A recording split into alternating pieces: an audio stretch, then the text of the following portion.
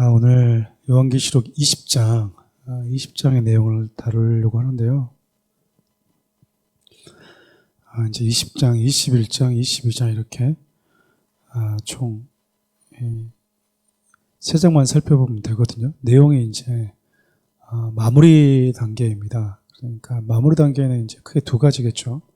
악에 대한 마귀에 대한 이 멸망과 심판의 메시지, 그리고 하나님께 속한 자들이 누리게 될 영광스러운 부활, 이 두 가지가 이제 앞으로 계속해서 반복이 됩니다. 20장 전체는 인간을 이 죄와 죽음으로 몰아넣었던 어둠의 이 영들, 마귀, 그리고 사망의 권세, 이 모든 것들이 하나님에 의해서 심판받는 이런 과정들, 그리고 영이 어떻게 멸망하는가에 대한 그 과정들을 담고 있어요. 그 20장 전체를 보면 이제 마귀가 권세를 상실하고 이렇게 심판을 받겠구나 라고 하는 걸 우리가 이제 알 수 있어요. 그러니까 여러분, 우리가 요한계시록을 볼 때는 어떤 관점으로 보시면 좋냐면, 제가 처음에 요한계시록을 시작했었을 때도 요한계시록을 읽으면 이 종말론, 건강한 기독교적인 성경적 종말론을 알 수 있다. 그리고 우리 주님이 기뻐하시는 교회가 어떤 교회인가, 교회론이라고 그랬잖아요.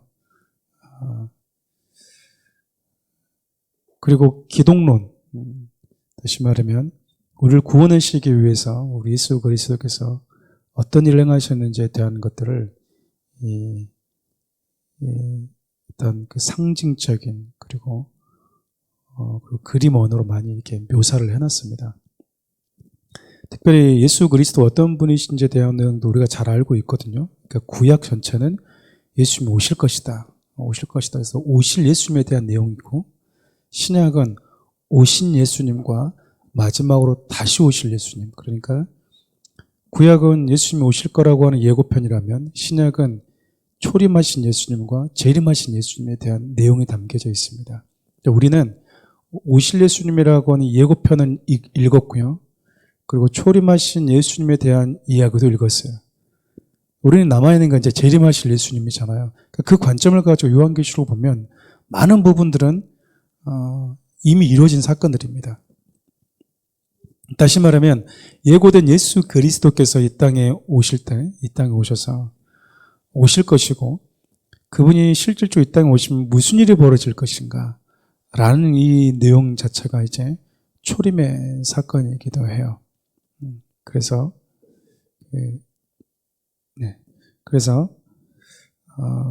예수님이 십자가에서 이렇게 이 땅에 오셨고 십자가에 죽으시고 부활하셨을 때 우리 믿는 자들에게도 무언 어떤 역사들이 이렇게 나타났었지만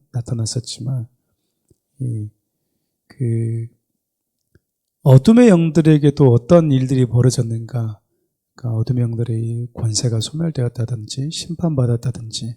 그래서 예수님께서 당신을 믿는 자들에게 이 시간을 초월해서 우리에게 많이 말씀을 하시거든요. 분명히 살아있는데 죽었는데 살아있다. 심판받지도 않았는데 나를 믿지 않은 자들이 이미 심판을 받았다. 이런 것들이 이 시간을 자꾸 초월해서 예수님이 지금 말씀을 하시는 거예요.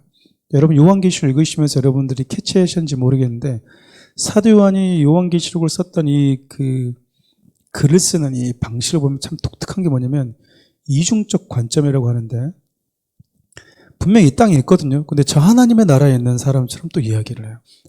교회가 그랬습니다. 교회가 이 땅에 분명히 존재하는데 천상에 존재하는 교회로 또 얘기합니다. 똑같은 교회 공동체인데 이 땅에 있는 교회 공동체가 겪어야 되는, 감당해야 되는 것과 이 땅에서 그 모든 것들을 감당한 이후에 교회가 궁극적으로 누리게 될 영광스러움 또 무엇인가. 이렇게 이 땅에 있지만 저 하나님. 이것을 가지고 요한이 당시 로마의 엄청난 핍박을 겪으면서 세상이라고 하는 곳에 발을 딛고 살아가는 성도들에게 하고 싶었던 메시지는 분명했다라는 거야. 니들이 비록 이 땅에서 고통을 받고 멸시를 받고 조롱받고 또 죽음의 위협 속에 살아갔지만, 이 땅을 밟고 살아가지만 결국 너희들이 속한 나라는 저 하나님의 나라다라고 하는 것을 염두에 두기를 원하는 그 마음이 있었기 때문이라는 거예요. 그래서 여러분 이런 표현들이 성경에서 요한계시록에서 성도들과 교회들만이 쓰이는 게 아니고요. 마귀에게도 이런 표현들이 쓰입니다. 분명히 죽었는데 살아있는 것처럼, 살아있는데 죽은 것처럼 이렇게 표현하다 보니까 우리가 어떤 부분을 읽다 보면 되게 좀 혼란스럽고 막 그럴 때가 있어요. 그러니까 여러분들이 읽으실 때는 예수님이 이 땅에 오셔서 그 십자가에서 죽으셨던 사건이 어떤 의미가 있는지, 예수님이 부활하셨다고 하는 것이 마귀에게는 그리고 성도들에게는 어떤 의미가 있는지를 우리는 다 배우고 있잖아요. 복음을 통해서 이미 다 배웠기 때문에 그걸 염두에 두고 보셔야만이 이게 보입니다. 이해가 되고, 그렇지 않고 그걸 다 땡겨버리고 그냥 새로운 그리는 것처럼 보게 되면 이거 앞뒤가 안 맞네 이렇게 보일 수가 있어요. 그러니까 여러분 좀 염두에 두시고 함께 좀 말씀을 보시면 좋겠습니다. 우리 1절부터 3절까지 한번 다 같이 읽어볼까요? 또 내가 보매 천사가 무저갱의 열쇠와 큰 쇠사슬을 그 손에 가지고 용을 잡으니 곧 옛뱀이요 마귀요 사탄이라 잡아서 1000년 동안 결박하여 무저갱에 던져 넣어 잠그고 그 위에 임봉하여 1000년이 차도록 다시는 만국을 미혹하지 못하게 하는데 그 위는 반드시 잠깐 놓이리라. 여러분 딱 보면은 지금 천사가 쇠사슬을 가지고 큰 쇠사슬을 가지고 내려오잖아요. 누구 잡으려고 그러는 거예요? 뱀 잡으려고, 용 잡으려고, 옛뱀. 그러니까 이거는 처음 아담과 하와를 미혹해서 죽음의 권세로 올가맸다. 그 사탄을 잡기 위해서 천사가 내려왔다는 걸 우리가 알 수 있죠. 근데 천사가 뭘 가지고 왔냐면 무저갱의 열쇠를 가지고 왔다고 합니다. 여러분 우리가 이거 요한계시록 할 때도 봤지만 무저갱이 몇 번 등장하잖아요. 그러니까 이 무저갱은 우리가 어떤 걸 알 수 있냐면 잠시 어둠의 영들을 좀 가둬놓는 감옥과 같은 곳이라고 할 수 있어요. 왜냐하면 우리가 조금만 더 살펴보겠지만 여기서 못 나오도록 그냥 임봉을 해버리거든요. 그런데 다시 나옵니다. 다시 나와서 하나님이 마귀를 어디다가 이렇게 집어넣어버리냐면 풀무불에다 집어넣어버려요. 그러니까 거기가 영원한 이들이 처하게 된 하나님의 심판인데 그 일이 있기 전에 무저갱이라고 하는 곳에다가 가둬놔요. 깊은 감옥에다가. 그러니까 우리가 이걸 뭘 할 수 있냐면 사단은 분명히 지금 예수님의 십자가의 권세로 멸망당한 것 같은데 우리에게 뭔가 영향을 미치고 있는 것 같은 거야. 근데 풀무불에 던져지는 것과 같은 최종 심판은 언제 이루어지냐면 예수님의 재림 때 이루어진다라는 거야.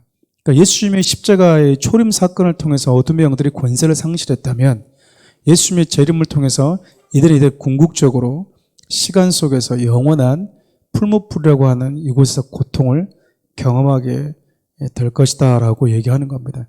근데 여러분 이제 우리가 좀 살펴보겠지만 가둬서 얼마 동안 가둔대요? 1000년 동안 가둬 넣겠다라는 거예요. 1000년에 대한 부분은 좀 이따가 함께 살펴보도록 하겠습니다. 무저갱에 던져 넣어 잠궜다. 그리고 그 위에 임봉했다. 1000년이 차도록 뭐하지 못하도록, 만국을 미혹하지 못하도록. 그러니까 이것이 우리가 사단이 잡혀가게 되고 또 사단이 놓이게 된 감옥이다라고 하는 것을 우리가 알 수 있는 게 2절부터 3절까지 읽었더니 보면 동사가 계속 나오잖아요. 잡았다, 결박했다, 던졌다, 잠갔다, 임봉했다. 그러니까 사단을 완전히 무력화, 무장해제 시켜버리겠다라는 거 하나님이 지금. 이것도 아까 제가 말씀드렸던 것처럼 요한이 자주 사용하는 이중적 관점입니다. 교회가 이 땅에 존재하지만 성도가 이 땅에 발을 딛고 살아가지만 하나님 나라에 속하는 것처럼 분명히 마귀는 이미 십자가의 권세를 통해서 권세가 상실되었음에도 불구하고 재림 때까지 그의 영향력이 남아있다라는 거야. 근데 여러분 이거는 뭘 의미하냐면 1000년 동안 우리 주님이 임봉해버렸다 이 말은 더 이상 마귀가 예수 그리스도 십자가 사건 이후로 그리스도인들을 주관하지 못하게 되었다라는 겁니다.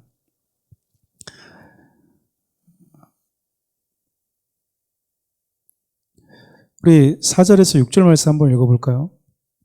또 내가 보좌들을 보니 거기에 앉은 자들이 있어 심판하는 권세를 받았더라. 또 내가 보니 예수를 증언함과 하나님의 말씀 때문에 목뱀을 당한 자들의 영혼들과 또 짐승과 그의 우상에 경배하지 아니하고 그 이마와 손에 그 표를 받지 않은 자들이 살아서 그리스도 더불어 1000년 동안 여러분 4절 잠깐 이걸 좀 띄워놓으시면요, 이거를 요한은 뭘 가지고 얘기했을까 생각해보면 우리는 그냥 그랬나 보다 할 수 있는데 저걸 자세히 보면요, 보좌들을 보는 거예요.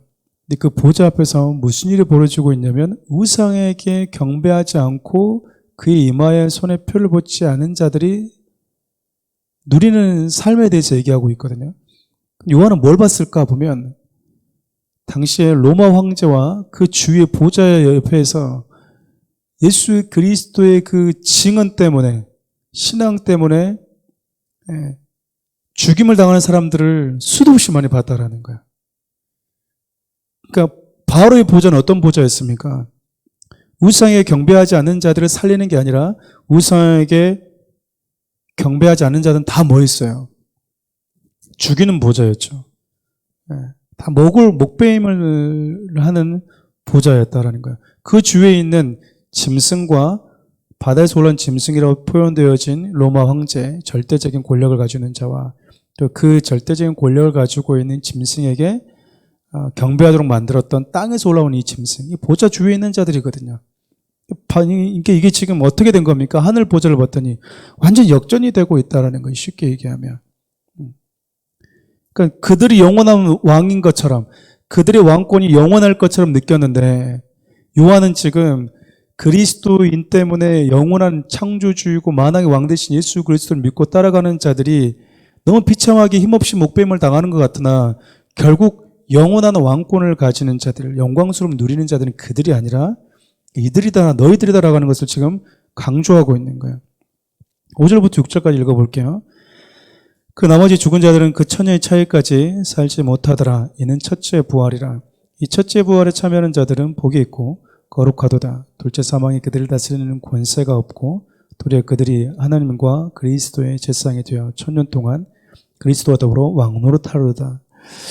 첫째 부활과 둘째 부활이 나오는데 이제 5절 보면 여러분 좀 헷갈릴 수 있어요. 그 나머지 죽은 자들은 1000년의 차이까지 살지 못하더라 이렇게 얘기하는데 예수님은 어떻게 표현하시냐면 살아있는 자를 향해서 이미 죽었다, 아까 제가 소개했던 것처럼 죽었는데 살아있다 라고 얘기를 해요.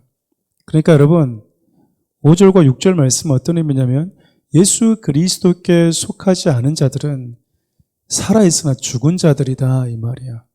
근데 여러분 예수를 믿게 되면 우리를 향해서 우리 주님이 뭐라 말하냐면 나를 믿는 자는 죽어도 살겠고 무릇 살아서 나를 믿는 자는 영원히 죽지 않는다고 그래요.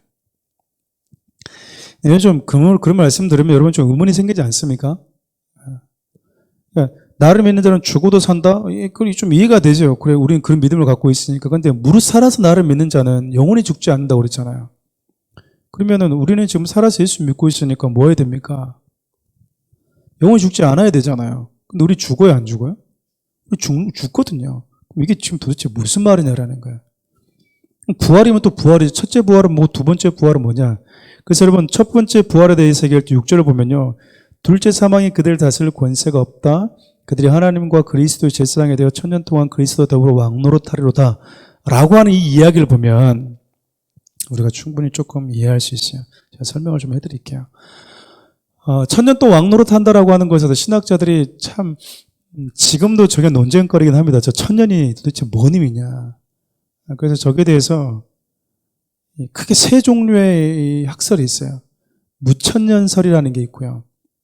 전천년설이라고 하는 게 있고 후천년설이라는 게 있습니다. 물론 전천년설도 뭐 이렇게 뭐 역사적인 뭐 이런 전천년설 뭐 이런 게 다 있긴 있는데 보통 이제 우리 이제 개신교에서 주장하는 저 천년에 대한 것은 무천년설로 봅니다. 무천년설. 천년이 없다라는 게 아니고요. 이 천년은 상징적인 의미로 보는 것이죠. 그러니까 예수님의 초림부터 예수님의 재림 때까지 이 기간을 그리스도인들이 예수를 믿음으로 인해서 누리는 천년 왕국 이렇게 봅니다. 우리가 보면은 에이, 무슨 예수 믿어도 왕이야, 우리 왕 같지도 않은데 이렇게 생각할 수 있잖아요. 우리가 방금 읽었던 6절 말씀 보면 그 부분 있잖아요. 그리스도의 제사장이 되어서 왕 같은 제사장이다. 그러니까 예수 그리스도를 믿는 자들이 왕 같은 제사장으로 부름받았다. 이 말이 뭐냐면 예수 그리스도를 믿는 그 순간부터 우리는 하나님의 왕의 자녀가 되었다라는 거야. 우리가 이것을 좀 가볍게 여길 때가 있잖아요. 그렇죠. 그래서 예수님이 물어요. 하나님의 나라가 어디 있냐라고 물어보면 여기 있다 저기 있다가 아니라 나를 믿는 너희들 안에 있다라고 얘기를 하는 거야. 우리는 죽으면 그 어딘가 이렇게 얘기하는데 우리 주님은 본질적인 부분을 뭐라고 얘기하냐면 하나님의 나라 그 자체는 예수 그리스도가 너희들 안에 있다면 너희들 안에서부터 하나님의 나라는 시작된다. 그러니까 우리가 생각하는 하나님 예수를 믿는 순간 이루어지는 왕국, 그러니까 왕의 나라.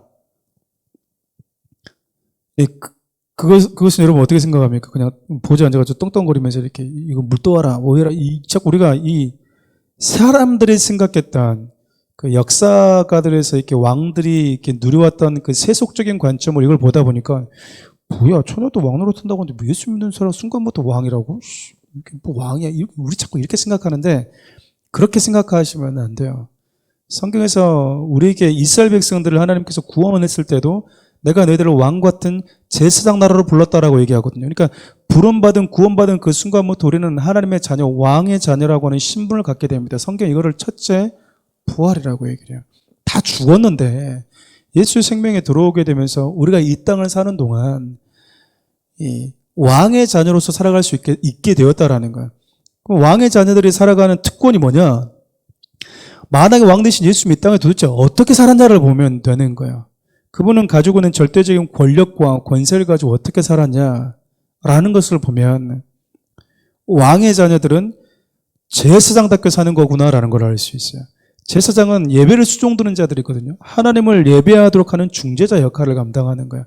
하나님이 이스라엘 백성들에게 그들을 열방 가운데 가장 먼저 택하셨던 아브라함을 통해서 택하셨던 이유 중에 하나는 너희들 특별하다라는 것을 인식시켜주기 위한 게 아니었고요.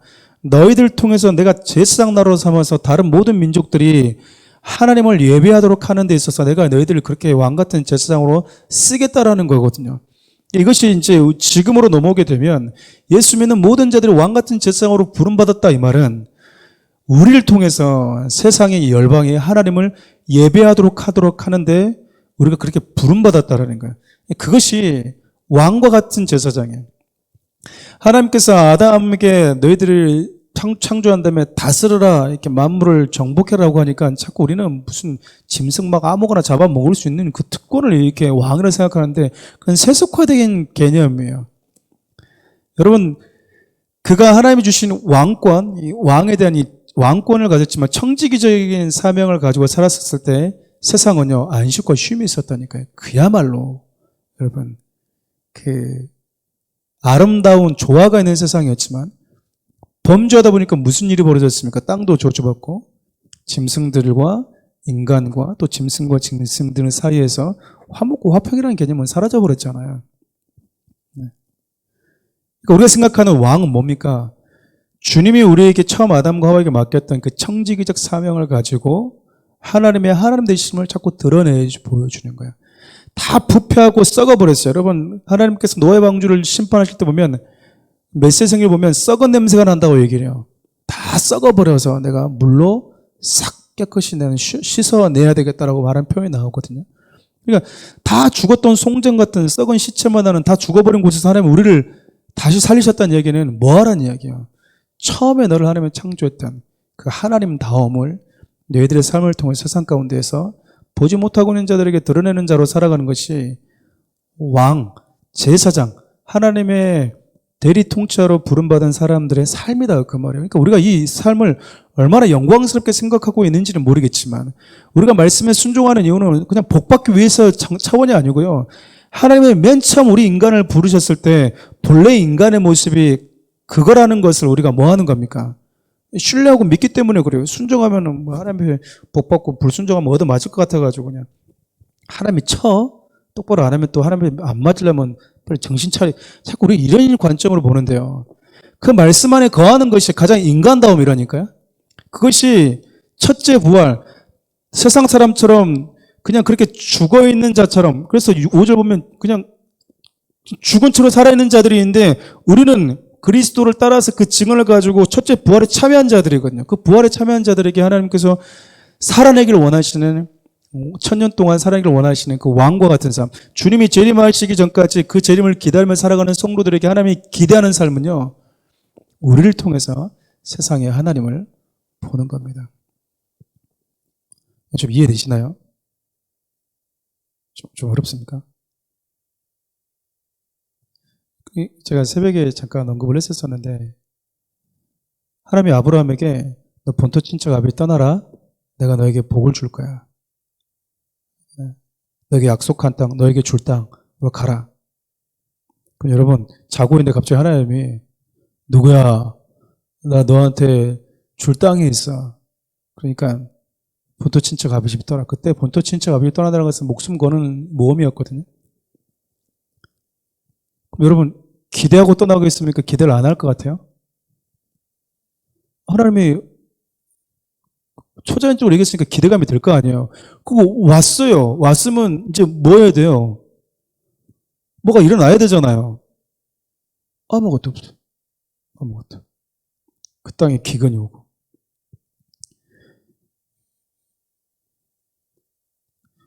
우리가 생각하는 복의 개념과 하나님의 말씀하시는 복의 개념이요, 달라서 그래요.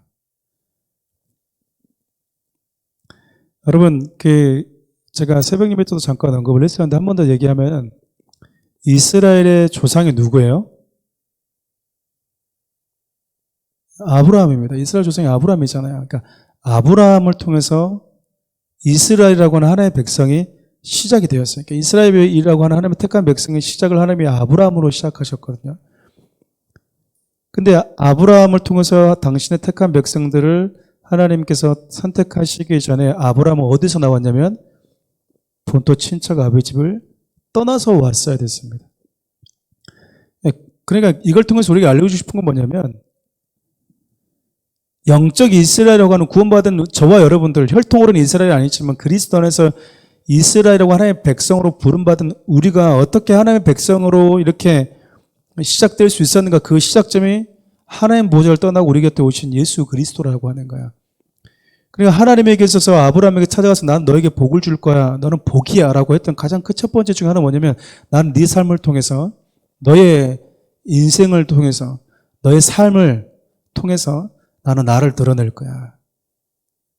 나는 이 땅 가운데 세상을 창조하신 하나님이 너희들을 왜 창조했는지를 드러낼 거야. 죄로 인해서 하나님을 다 떠나서 눈에 보이기 좋은 대로 아내를 취하고 세상 가운데서 내가 좋아하는 대로 살아가는 그 세상 속에서 그것이 본래 인간이 아니라는 것을, 다시 그런 너희들을 구원하기 위해서 독생자가 어떤 모습으로 와서 하나님의 민족과 나라를 시작하실지 나는 네 삶을 통해서 나는 세상 가운데 보여줄 거야. 이거 여러분 성 매력적이지 않아요? 그렇지 않나요? 우리가 기대했던 복은 아니잖아요. 우리는 뭐 순종하고 믿음만 있으면 그냥 뭐 3, 4대가 복을 받고 막 평생 써도 막 남을 막 돈이 막 쌓이고 막 투자했는데 복권 썼는데 아무거나 그냥 막 눈 감고 썼는데 막 1등, 2등 막 돼버리는 거, 우리는 그걸 막 복이라고 생각하잖아요. 그러니까 우리가 생각하는 복의 개념이 얼마나 세속화되어 있는지 모른다는 거예요. 왕! 그러면은, 그러니까 신천지는 그래요, 여러분. 어떻게 그들은 가르치냐면, 말씀 잘 배우라는 거예요. 그러면 니들 잘 배우면 이제 너희들 천년 동안 왕 노릇 할 건데 14만 4천이 영에 있는 14만 4천의 영이 내려와서 이렇게 신일 합의를 할 건데, 근데 신천지 이미 14만 4천이 넘어버렸어요.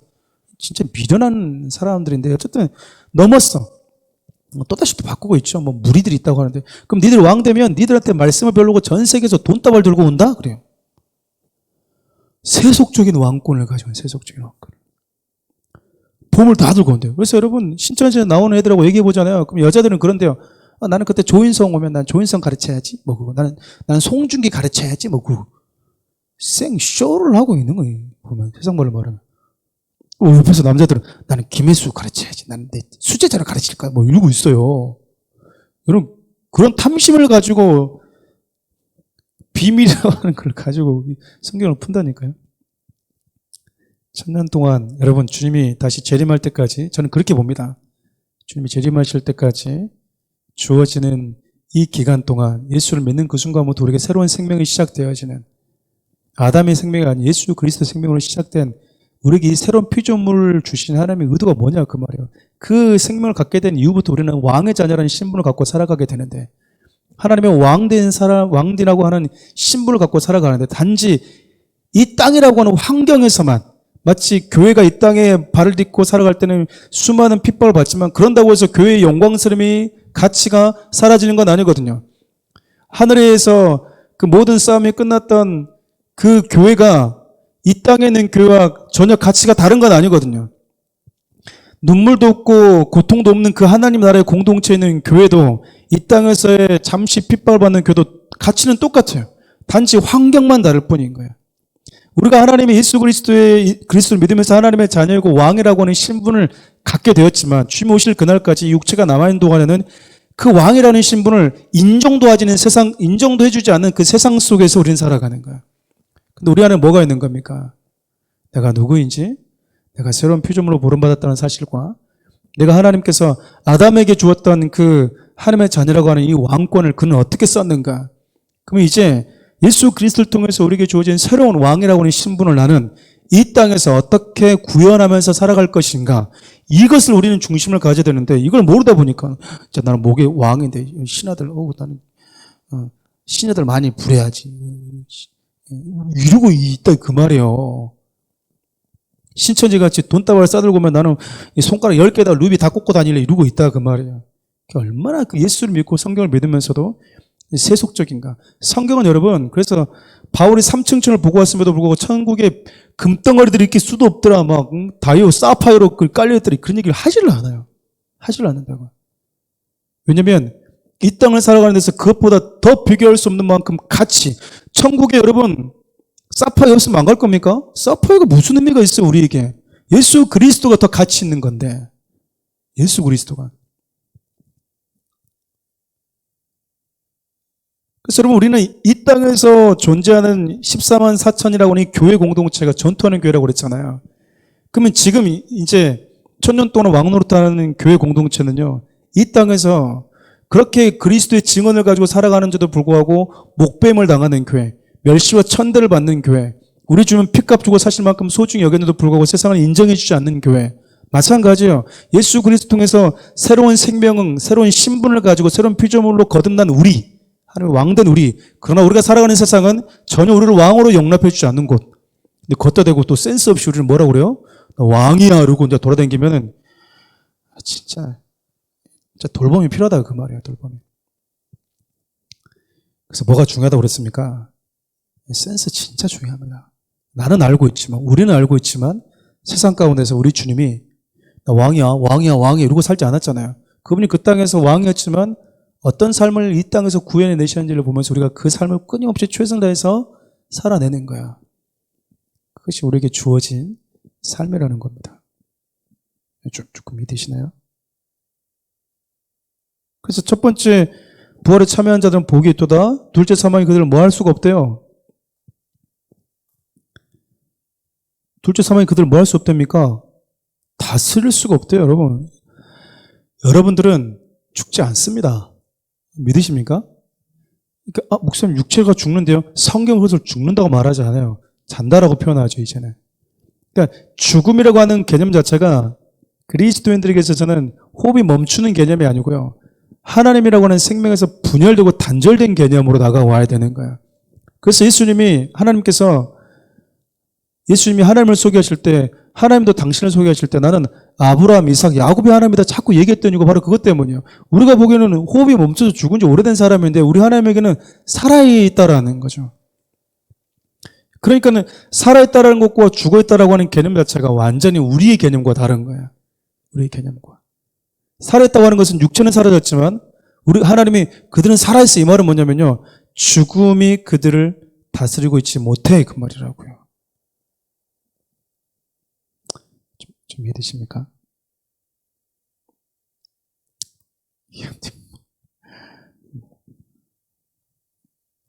계속 얘기했는데 이해 못하면 조상을 탓하시기 바랍니다.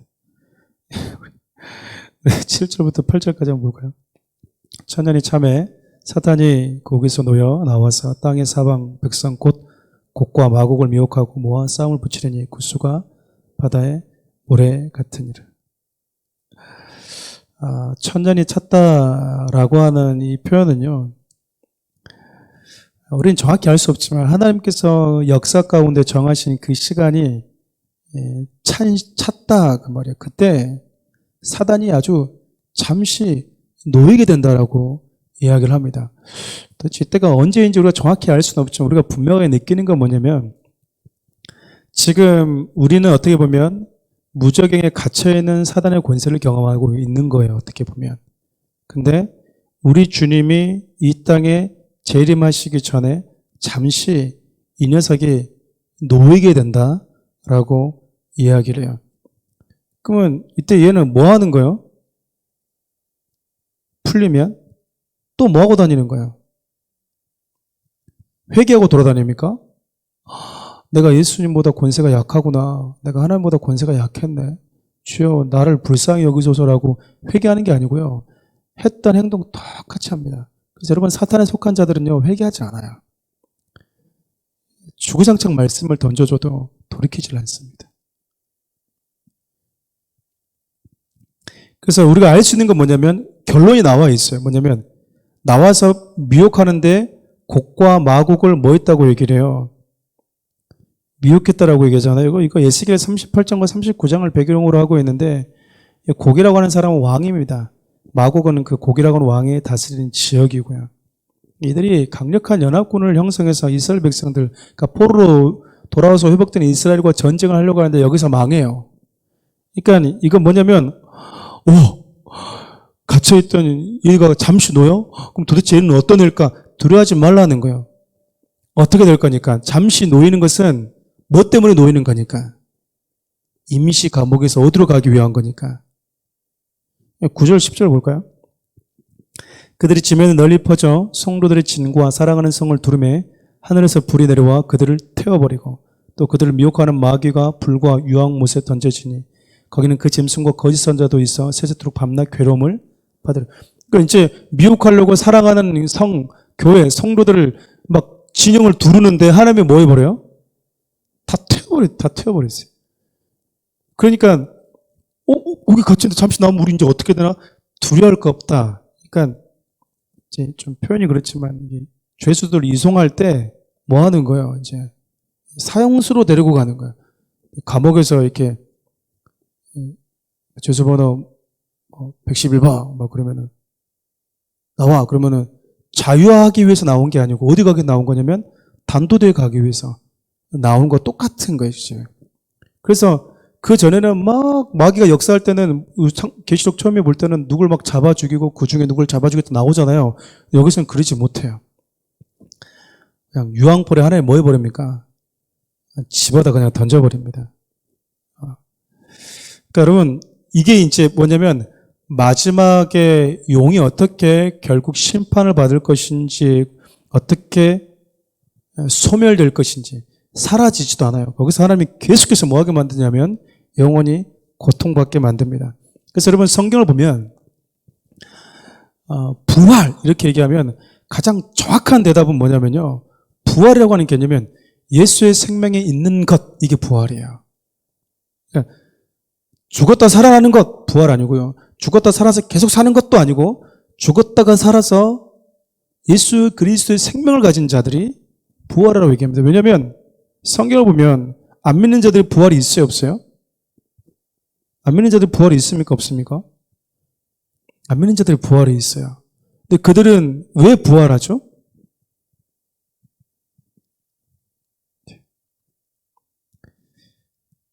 알고 있는데 대답을 안 하시는 거죠. 11절 보겠습니다. 또 내가 크고 흰 보좌와 그 위에 앉으신 이를 보니 땅과 하늘이 그 앞에서 피하여 간데 없더라.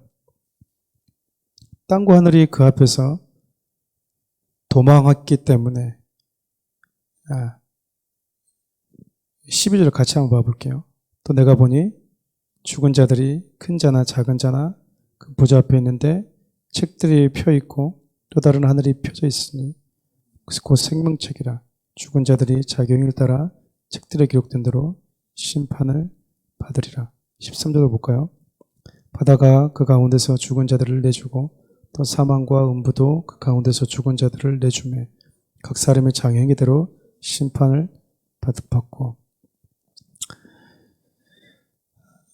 용이 심판을 받잖아요. 용이 던져지는데 그 다음에는 뭐가 심판을 받냐면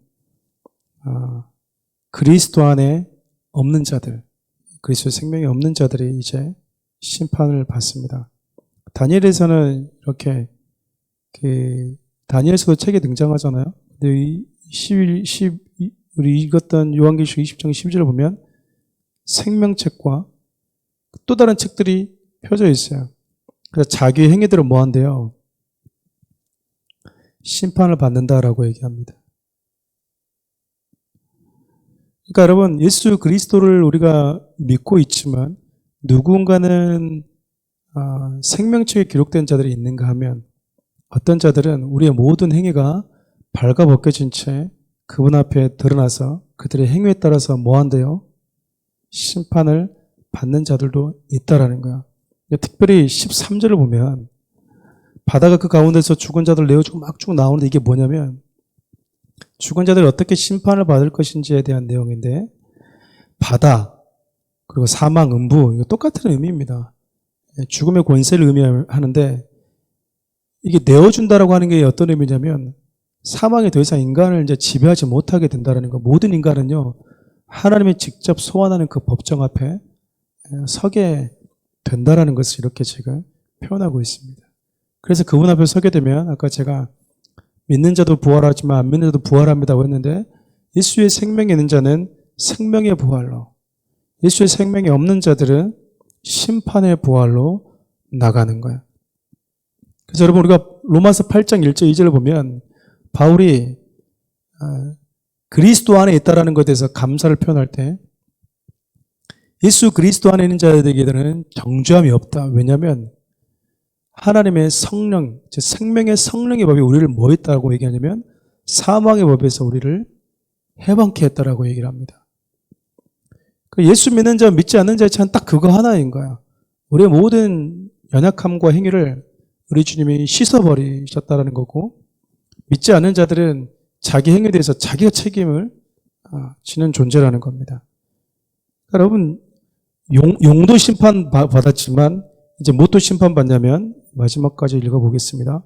14절 15절 시간 많이 갔네요. 사망과 음부도 불못에 던져지니 이것은 둘째 사망 곧 불못이라. 누구든지 생명책에 기록되지 못한 자는 불못에 던져지리라. 그러니까 사망과 이 음부도 지금 의인화하고 있는 건데 쉽게 얘기하면 얘들도 하나님이 뭐 한다라는 거예요. 불못에 던져 넣겠다라는 거예요. 고린도 15장을 보면 바울이 사망하면서 의인화하거든요.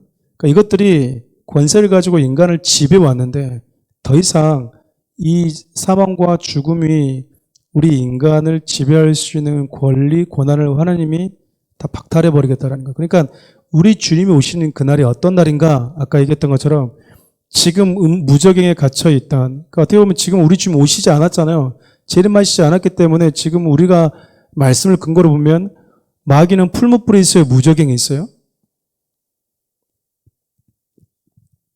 감옥에 갇혀 있는 거죠. 쉽게 얘기하면. 그러잖아요. 근데 감옥에 갇혀 있음에도 불구하고 우리가 무슨 영향을 받아요? 사단의 여러 가지 미혹과 유혹들을 받거든요. 근데 우리 주님이 재림하시게 되면 이 사단, 마귀, 그리고 우리 인간을 죽음으로 내어몰았던 이것을 가지고 이 지구 땅 위를 군림했던 음부 권세, 사망 권세도 우리 하나님이 전부 다 뭐 해버리겠다라는 겁니까? 그럼 여러분 우리가 살고 있는 이 세상에 죽음과 죄와 고통과 저주와 사망이 뭐 해버리는 거예요? 하나님이 싹 심판해 버리겠다라는 거예요. 그리고 누구도 심판한다고 말하냐면 생명책에 기록되지 않은 자들도 하나님은 불못에 던지겠다. 그러니까 이런 말씀들을 보고도 하나님은 사랑의 하나님이니까 지옥을 만들지 않았다. 지옥이 없다라고 주장하는 분들은 꼭 지옥이 없다라고 말해야만이 하나님의 사랑이 더 빛이 나는가 그렇게 생각하는 것 같아요. 우리가 생각하는 사랑과 하나님의 사랑의 하나님이라고 하는 개념이 좀 다른 거죠. 쉽게 얘기하면 매도 안 때리는 하나님이어야 되는 거고, 좋은 부모 생각하는, 좋은 부모가 시대마다 바뀌긴 하지만 그 관점을 가지고 하나님을 보니까 하나님도 이래야 되지 않을까? 좋은 하나님이라면, 착한 하나님이라면, 선한 하나님이라면, 사랑의 하나님이라면 이래야 되지 않을까? 그렇지 않습니다, 여러분. 하나님은요, 공의의 하나님이세요, 공의의 하나님. 그러니까 생명이 있는 것과 생명이 없는 것을 분리해버리겠다라는 거예요, 하나님은. 그래서 아까 우리가 가볍게 짚고 넘어갔지만, 그가 무언가 보좌를 보니까 로마의 황제와 그 주위에 있는 사람들이 믿음의 사람들을 심판했던 그 상황과 이제는 하나님이 그 나라에서 예수 그리스도의 보좌를 중심으로 예수 그리스도를 믿는 그 믿음 때문에 생명을 포기했던 그 사람들이 증인이 되어서 생명책에 기록되지 않는 자들을 똑같이 그렇게 심판하고 있는 모습들이 오버랩되고 있는 거야. 그러니까 역전된다. 그 얘기를 지금 고통 가운데 믿음을 지키고 있는 자들에게 던지고 있는 것이죠. 이게 지금 우리가 다 알고 있는 솔직히 다 알고 있는 내용들입니다. 그러니까 우리가 이걸 보면 뭐냐면 무당한테 가서 이렇게 타로 보면서 우리 내일 무슨 일이 벌어져 이게 보는 게 아니고 성경을 보면 예수님이 오시기로 하셨는데 오셨고 죽으시기로 하는데 죽으시고 부활하셨고 다시 오시기로 하셨는데 아직 다시 오시지는 않으셨네. 그럼 다시 오시기 전에까지는 이런 일이 있을 거고 다시 오시게 되면 결국 이렇게 세상은 하나님이 선악간에 심판하시겠구나라고 하는 이걸 우리는 다 뭐하고 있는 자예요? 알고 있는 자다 그 말입니다. 어떻게 보면 요한이 썼던 이 시대보다도 우리는 더 가까운 근접해 있는 시대 속에 살고 있는 거예요. 그래서 근데 이제 문제는 뭐냐면 과연 이 날을 우리가 기다리냐라는 것이죠. 쉽게 얘기하면 하나님의 이 공의가 실현되는 이 나라를 이때 당시 사람들은 얼마나 소망했겠어요. 생각해 보세요. 이렇게 제가 바로 로마 황제인데 앉아있는데 막 쳐 죽였는데 하나님이 환상을 보여주고 다른 그림을 보여주는 거죠. 그럼 주님 그날이 빨리 왔으면 좋겠어요. 하나님 빨리 그런 하나님의 공의가 실현되는 나라가 좀 왔으면 좋겠어요. 사모하지 않겠습니까? 그러잖아요. 근데 우리는 이런 말을 들어도 복이라고 하는 것도 천년동 왕노릇 한다라는 것도 그냥 목에 떵떵 막 하고 안 믿는 자들 막 이렇게 살며시 밟아주고 이런 세속적인 관점을 가지고 이 천년왕국을 해석하다 보면요 답이 없는 거예요. 쉽게 얘기하면. 기도합시다.